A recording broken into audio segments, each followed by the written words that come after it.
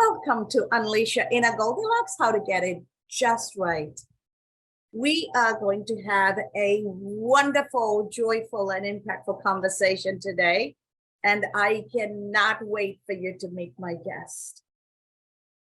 One of the most important things we're going to touch on today, and I want you to be aware and take notes and be mindful of as you listen, is think about who you were meant to be. How do you become the person you were meant to be? And how do you rise up to fill the shoes that you were destined to fill? And in that process, how do you become this empowered individual who lives their destiny to their fullest? And if you're a woman, there are certain steps we need to take that are extra. If you're a man, there might be certain different steps you take, but the rules of engagement are the same for all of us. So ladies out there, be very, very attentive and take good notes, because how you treat your mind, how you treat your body, how you treat your spirit, all of that is going to help you get there.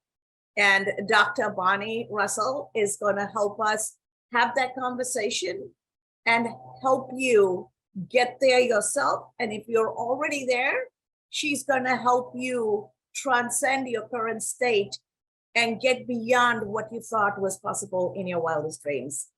Dr. Bonnie Russel, welcome. Welcome to Unleash Your Inner Goldilocks. Good morning, Dr. Kaz. How are you? I am great. Wonderful. So you and I have a common connection, Belize. That's right. We'll have a common connection of being in that meditative, Zen-like peaceful place where we are allowed to flow and we are able to help other people flow. But it's not a place we get automatically, right? We got there ourselves through our own life journey. So take a step back into your own journey and share with us what helped you got here. And then we'll talk about what do you do with it when you're there. Oh my goodness. Okay, we're going to start with a small question, just a little one. Okay. Well, I was very fortunate, actually, that I was raised by an incredible mother and grandmother who were very much into holistic health and spirituality. So for me, it's sort of something that I grew up with, although it wasn't until really my later adult years that I started to really get deep into it. So I learned how to meditate with purpose, do transcendental meditation. And I saw it not as a burden, as we do in childhood. You feel like, oh, I got to go and sit and do this thing because mommy said, but as an actual gateway to learning all about who I am and what my purpose on this planet is. And so now I don't miss it. I won't go a day without it. It's something that I absolutely do, because if you had the opportunity, say, to go to Disney World every single morning of your life, would you one day wake up and go, nah, I don't feel like it? That's how I feel about meditation. It's that important. And it's that fun. It is. It is. Once you get used to what that does for you and how it gets your day started, it's very addictive, and it actually is automatic, right? So yes. So when people come to you and they are in this place of, I don't know what to do, life is not working out, things are complex in this world, how do you take them through one of these experiences where they get that aha moment that, you know what, maybe I do need to take a break, stop and breathe? Well, I try to remind them that this world that we're living in is really a figment of our imaginations. So any of the stresses, any of the trauma that we've gone through have all been building blocks to help us become greater spirits, because this flesh thing here, this is not real. So whenever you go through a traumatic experience, it's supposed to bring you to a place where you can then open up into something greater that's within you. In fact, when I do past life regressions, I always ask to be led to a past life that's going to help us get to the root of an issue that will bring forth the most dynamic solution for whatever's going on in your lifetime right now, because all of those experiences are there for a reason.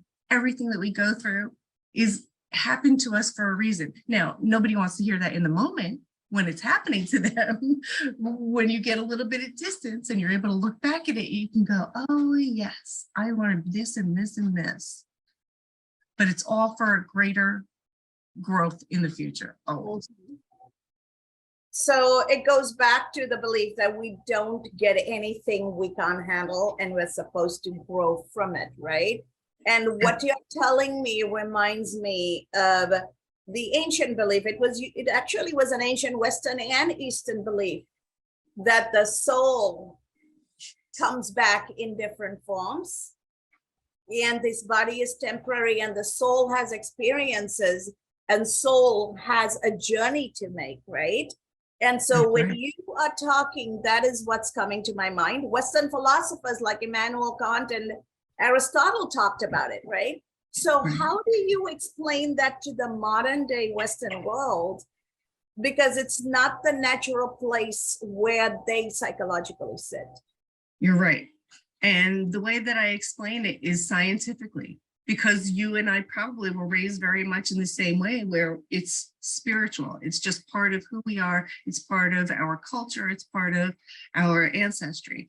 But in the last 10 years, really, they've begun to find our spirit by looking through a microscope. And it's just been so exciting to be able to say that there is absolutely no such thing as matter. We're all made up of atoms, and atoms are mostly empty space. So if you are mostly empty space, there's some kind of intelligence that's holding all those particles together.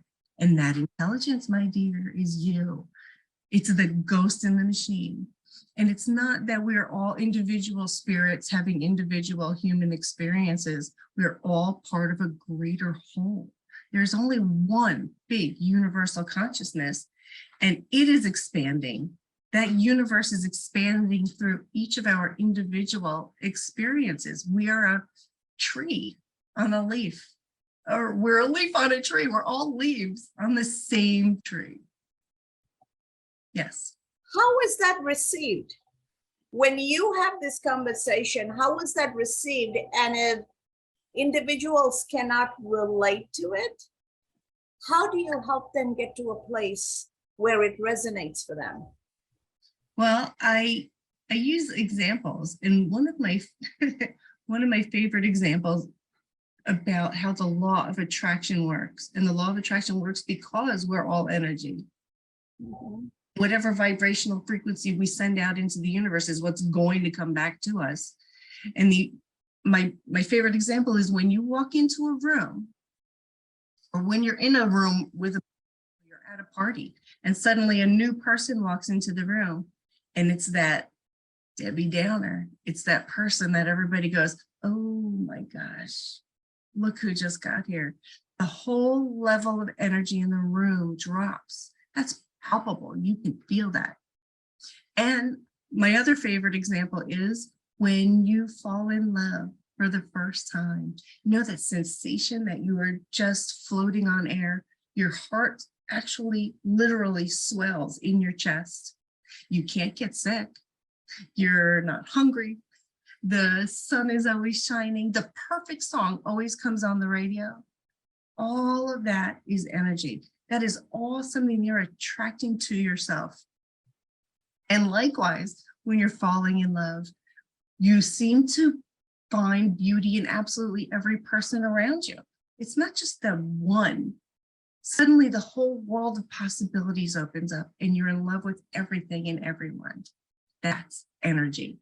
You can't explain it with logic. Mm-hmm. And it goes back to the understanding that what we put into this world is what comes back to us, right? Energy. That's exactly it. Yeah, it's karma, it's a boomerang. So if you want something good to come back to you, then put something good out into the world. And I love hearing that because, you know, you and I are wired that way. We were raised that way. And so when we are living in an era where there is so much unrest, so much polarization, so much friction. What advice do you have for mothers and fathers who are worried about what's going to happen if my child just walked down the wrong garden or wrong lawn or wrong driveway? Or what if somebody in school had a bad day and brought a gun into school, right? So many things we have to worry about. How can we help every household embrace that moment of peace? Because if we can give that to every household, then our community is going to be at peace. It starts at home. Well, the first thing you're going to do is stop worrying about anything, because there again, you're enacting the wrong end of the law of attraction. Mhm. Think of everything having two ends. Every subject has an on and an off end. Everything in this universe is binary. So if you are worried about a thing, you are going to be attracting that thing to you. So if I'm a young mother raising my children, I'm going to teach them that the greatest power that they have is within them. And to go inside whenever you feel scared and try and discern why. What is it that's making me feel those feelings? And then when you get to the heart of the matter, you have to believe and understand that everything that happens to you happens for a reason. If somebody, this is going to sound really harsh, but if somebody comes into your school shooting it up, there's the law of attraction engaged in that situation as well. But if everyone in your school, if you're the principal of the school, I would have everyone in the school meditating on how wonderful life is and how things are always going to work out for the better, period. Mhm. So have the faith and have the vision The of belief. something Faith beautiful. is not enough. You've got to know it. I don't believe in a mailman. I know I have a mailman, and very soon the mail is going to be dropped in my box. It's a knowing. I'm glad you Life is clarified going that. to work out. I'm glad you clarified that, because knowing is different from believing. Believing is having faith in something that may or may not happen and you can't see and you don't know for sure, right? So And there's that wiggle room in that, and you don't want any wiggle room. Mhm. Very much so. So if you were to give some guidance to young ladies who are just graduating school, who are going out into this world, who are looking for ways to become empowered to live their magnificent potential, what would you tell them?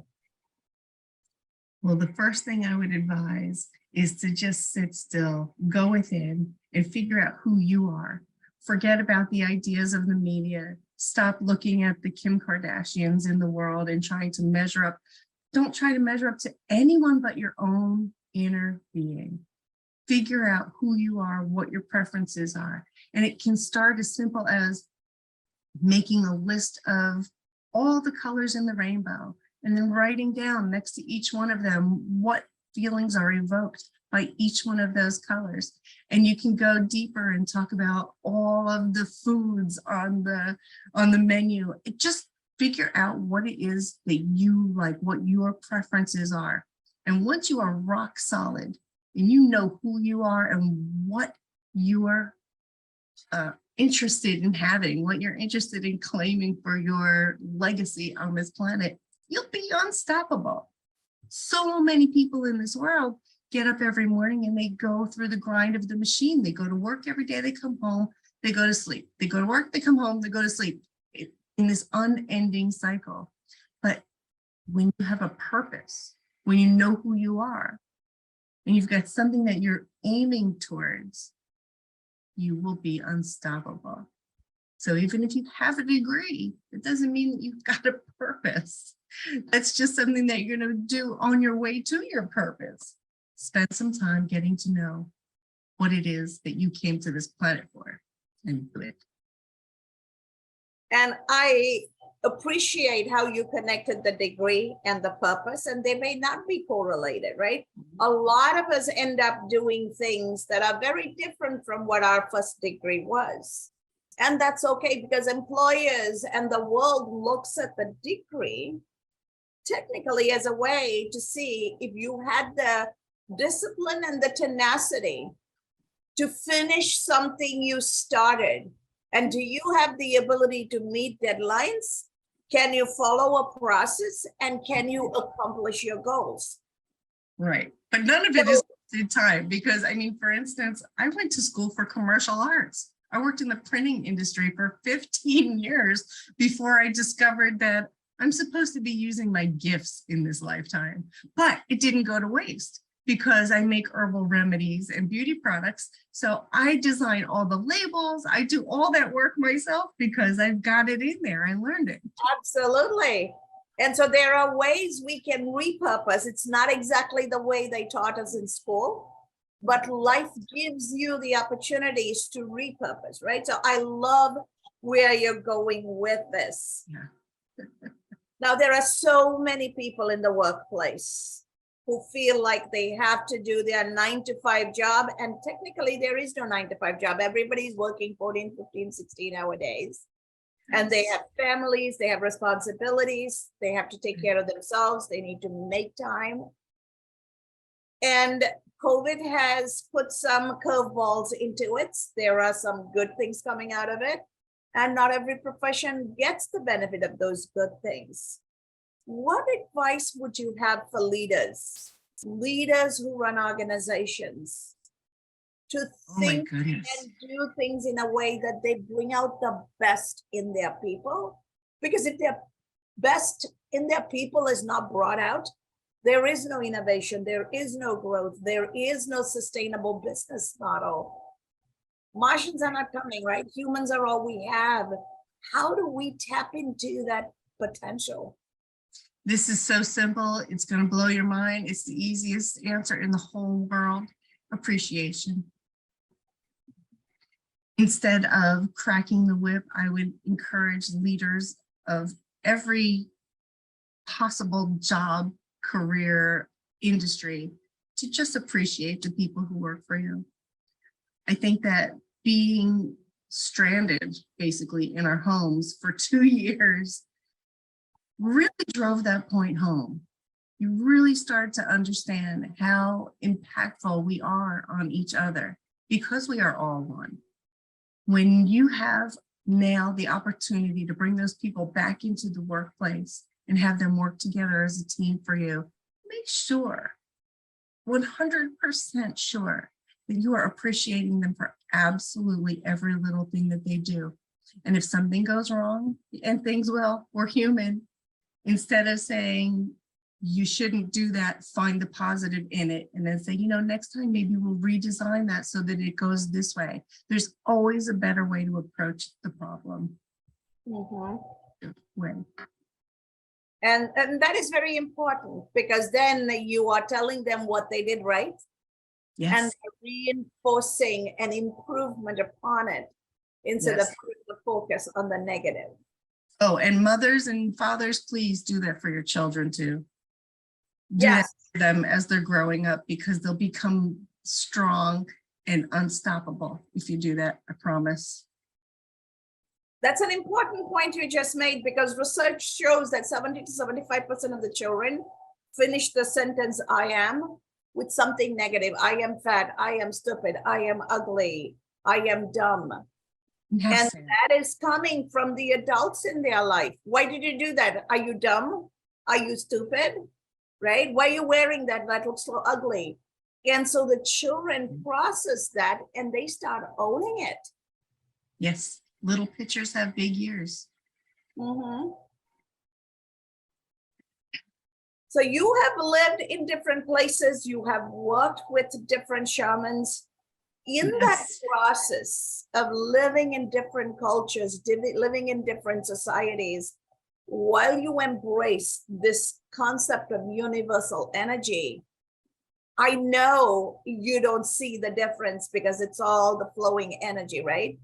But what did you learn about yourself in that process of shifting and immersing yourself in different places, in different environments?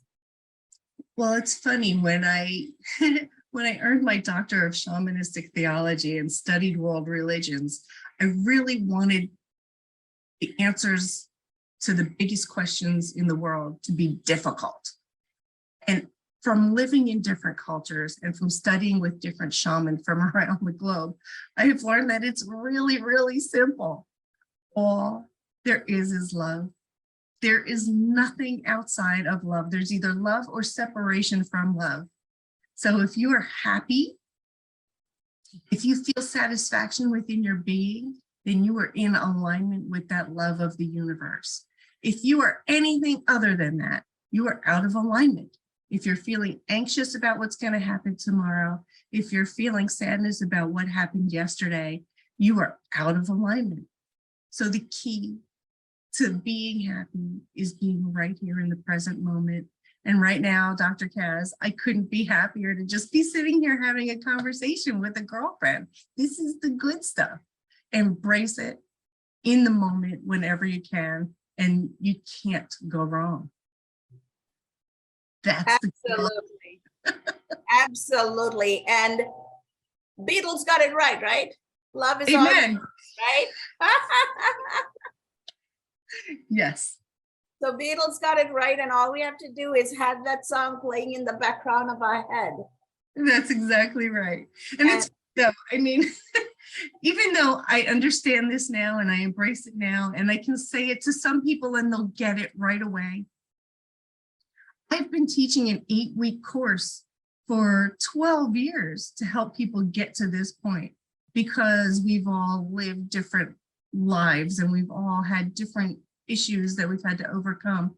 So it takes this process to get to the finish line. So if anyone is ever interested in figuring out how you can get to the place where we are, where we can just laugh at life and be happy, look me up. I can help you get here. It's a good. Absolutely. And I highly recommend it. Dr. Bonnie is somebody who makes very impactful transformations in people. And I highly recommend that you just reach out to her and get that information. And Dr. Bonnie, just let them know how they can reach you. It's super simple. It doesn't get easier than this. I have a link tree. So it's just linktree/Bonnie M. Russell. That's it. You'll find everything that I'm doing right there. Amazing. And I will be sure to include that when I release this on YouTube, so that anybody who's watching this, who's listening to this, can reach out to Dr. Bonnie. And please take a moment to invest in you, because you deserve it. You are worth it. You are meant to be the person you were made to be. Any closing thoughts as we bring this amazing, joyful conversation to a close? I always say, expect miracles. And if you're expecting miracles, if you're not experiencing miracles, then you're off track. Expect them. Thank you, Dr. Bonnie. It has been such an honor to talk to you. And the fact that we're friends and we have this shared history makes it that much more joyful. I cannot appreciate you making the time to help our audience truly ground themselves in the most important thing, love. Yes. Love starts with loving yourself, accepting yourself, embracing yourself. And from that place of self-love, you pass it on to everything and you see the world through it. And it is only through that process of finding yourself in a place of love and place of acceptance can we live our purpose? Can we transcend our current situation? And can we truly embrace all of the universal energy that is out there for us to benefit by? So go out there and meet people, embrace the goodness around you. And in the process, keep transforming yourself and keep becoming the better version of who you already are.